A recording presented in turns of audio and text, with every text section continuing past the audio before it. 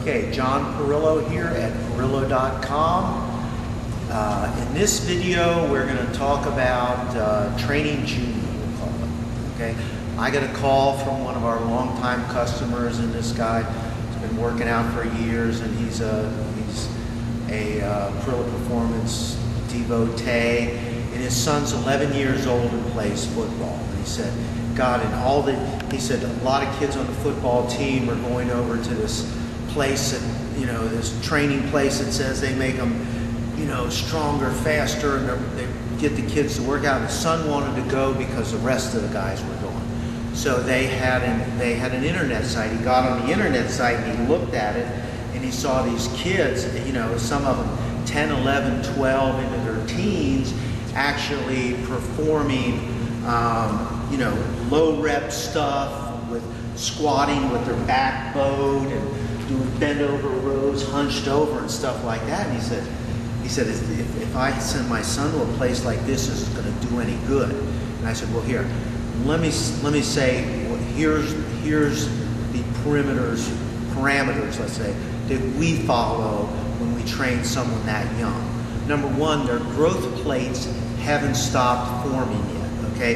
That means until they reach their growth spurt. And this is like, okay, we work with some kids that were going through their growth spurts, and we're training them here, and we're using our protocols.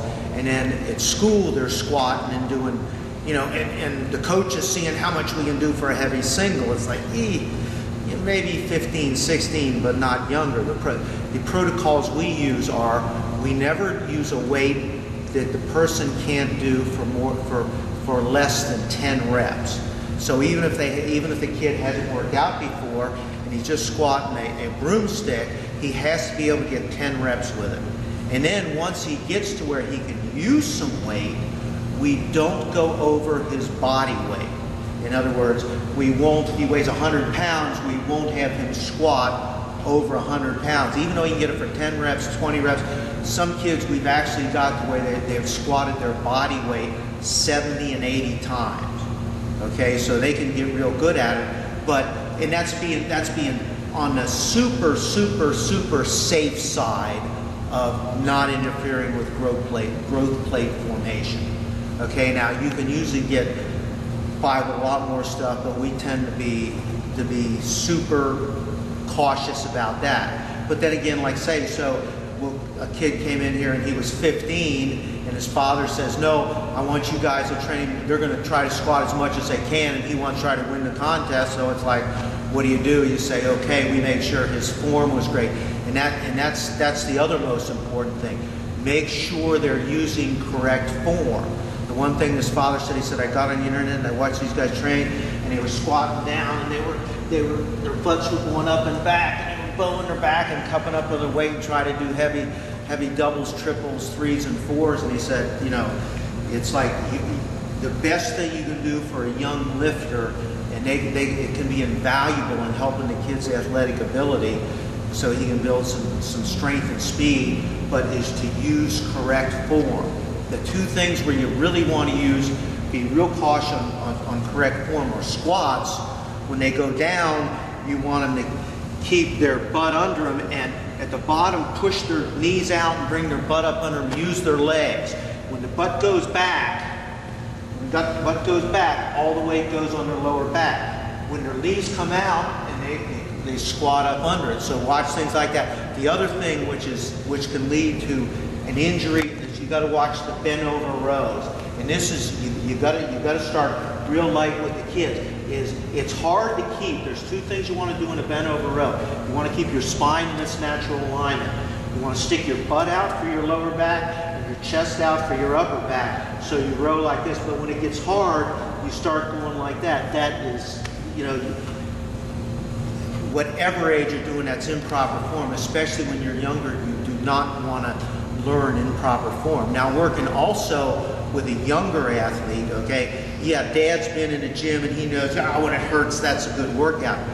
Kids don't like pain, so you got to make it fun. Now, you never criticize the kid, you try to compliment him, okay, but he's not going to like the pain. So what you got to do is you got to go for the pump. You start out and get him to just get a, get a pump. He's not going to don't try to push him into the pain zone. Very few young kids ever want to go there, but you can get them there, but just start out with getting them a good pump.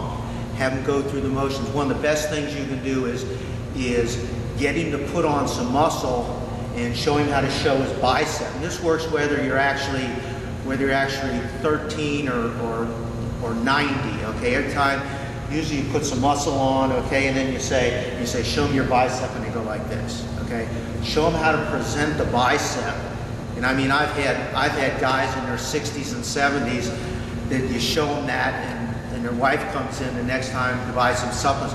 Why did you ever show my husband that? He's showing everybody his bicep. Jesus Christ. So, but for a young kid, that is great because it can get him into it. So you got to really compliment him, make sure he's using some right form, make it fun for him. And the other thing is a lot of kids for some reason don't have that big of an appetite, or they're not going to want to eat right. Well, you're not going to get a kid to eat a bodybuilding diet, okay, or most of them won't. So what you do is you try to get him to supplement in some protein drinks, some energy bars. We have excellent supplements for that, and try to get him to get on the scale and make that scale go up so he's putting on some muscle. But don't try to say, okay, you're not going to go to McDonald's again, and you're not going to do this, you're not going to do that, or he won't do it. But get him to put on some muscle, and as you work with him, you take very slow steps, you keep it fun, you get him, believe me, once the girls start noticing, he's going to want to know a lot more about the diet. He's going to maybe make little sacrifices in what he eats. But when you start out, the most important thing is to get him to do the correct form and make it fun, and you can really help him with his athletic ability.